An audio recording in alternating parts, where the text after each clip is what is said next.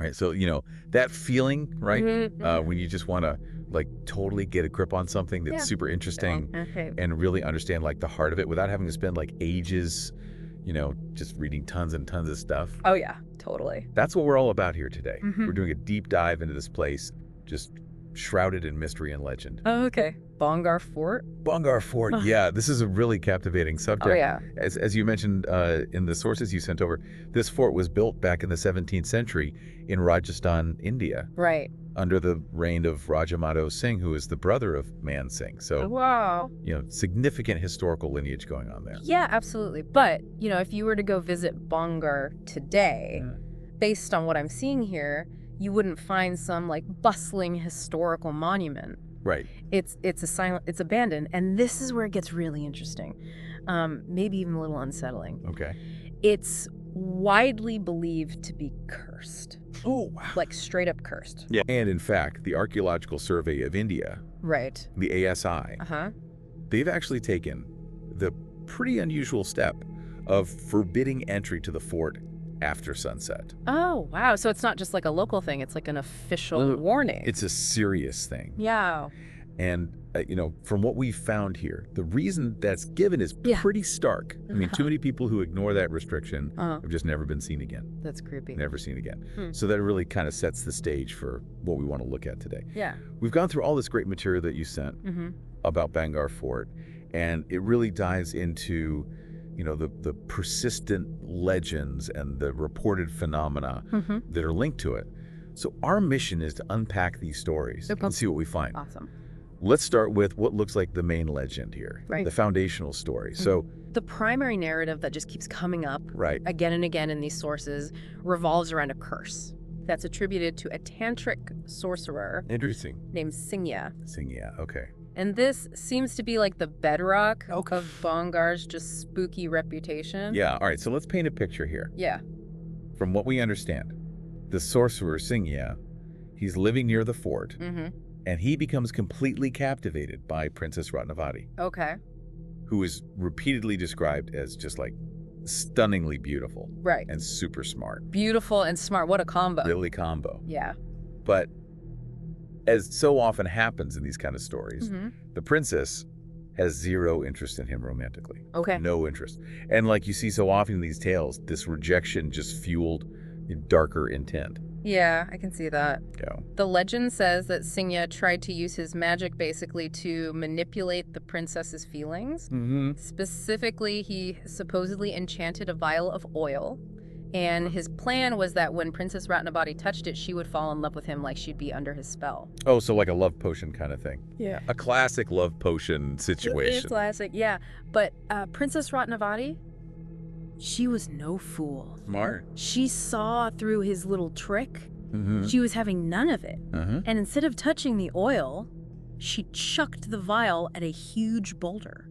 Whoa. Like hurled it. Bold move. And here's the thing. Oop. The curse didn't work the way he thought it would. What do you mean? This boulder, now infused with all this dark magic, Right.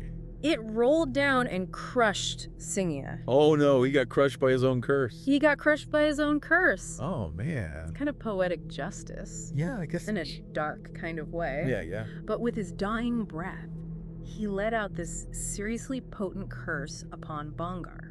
Oh no. Like his final words were this declaration that no one would ever live there in peace and that everyone in the fort would die. That's a pretty bad curse. I mean, talk about ominous, right? But seriously. But the story doesn't end there. Oh no. Within a year of his death and this alleged curse, Bhangarh was invaded. Oh wow. And it was a bloodbath. Really? Everyone living in the fort, including Princess Ratnavati, they were all killed. It all came true. It all came true. And here's the thing that I think is so striking Yeah. about this whole legend. Mm-hmm. The fort has been totally uninhabited ever since. Wow. So, like, Singya's curse worked. It seems like in the minds of the people who know this story, Right. Singya's curse was terrifyingly effective. Wow. But it's not just an empty historical site. Why- We've got all these local accounts Uh-huh. of paranormal activity happening within the ruins. Really? So it's not just the place itself. It's like there's something going on. There's something else there. Wow. Yeah. Yeah. So what kind of things are people seeing or hearing? But we've got these descriptions of shadowy figures, Mm. just silently gliding past the old temple walls. Oh, that's creepy. Can you imagine just these fleeting, undefined shapes Yeah. and the darkness? Yeah. It's just eerie. Super eerie. And then there's this one that's particularly unsettling that comes up a lot. Mm-hmm. People report hearing this woman's scream.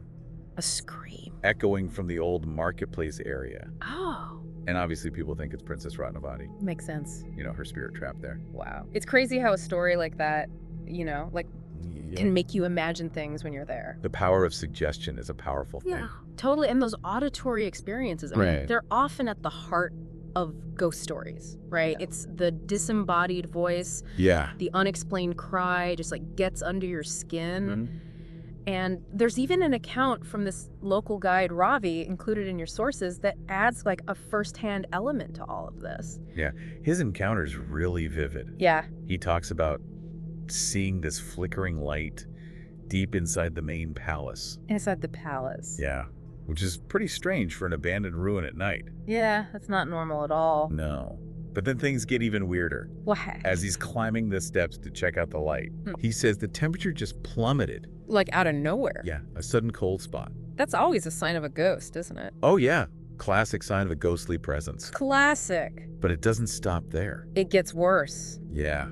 Oh man. He claims he felt ice-cold hands on his back, even though he was completely alone. That's terrifying. That's the kind of thing that really adds that extra layer of fear. Yeah. You know, that personal violation to these stories. It's not just seeing or hearing, it's like feeling something touch you. Exactly. It's really disturbing. That would freak me out. Oh, absolutely. Yeah. So all these local stories, right, they really contribute to this image of Bhangarh as a paranormal hotspot. It's like all these stories are building on each other, creating this picture of this haunted place. Exactly, and it's not just based on old legends. Mm-hmm. One of your sources actually talks about a more recent incident. Oh, really? From 2011.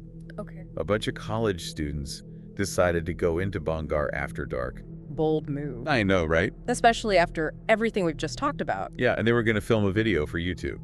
Oh, so they were going to try and catch some ghosts on camera? Yeah, they wanted to document the paranormal. Wow. But things didn't exactly go as planned. What happened? Their footage shows this really eerie sight. This tall, misshapen shadow moving super fast between the pillars. A shadow? What? Yeah, shadow. And that kind of visual evidence, even if it's blurry or whatever, can really make you believe that something's going on. It's hard to deny when you see it with your own eyes or on camera, I guess. Exactly. And then to make matters worse, the audio picks up a scream. Oh, no. And then the video just cuts out. It just ends. Just ends. Wow. Can you imagine the terror? Yeah, I'd be freaking out. The other students ran out of there totally terrified. Understandable. But one student, he was left behind. Oh, no. Or something happened to him. He didn't make it out. He was never seen again. That's so sad. The only thing they found was his shattered phone. Oh, wow. At the bottom of the main palace. Just his phone. Just his phone, and it just adds this really grim weight to all those old legends. It's like proof that something bad happened. Right, whether it was paranormal or just some other danger. Right. Bhangarh after dark is not a place to mess around. I wouldn't want to be caught there at night, that's for sure. So we've got these historical legends and these more recent scary stories. And looking at the material you sent, it seems like there are two main ways to explain what might be going on at Bhangarh. Okay. Supernatural and scientific. Two very different approaches. Two very different approaches, yeah. So on the supernatural side, there's that persistent belief in Singya's curse. Yeah.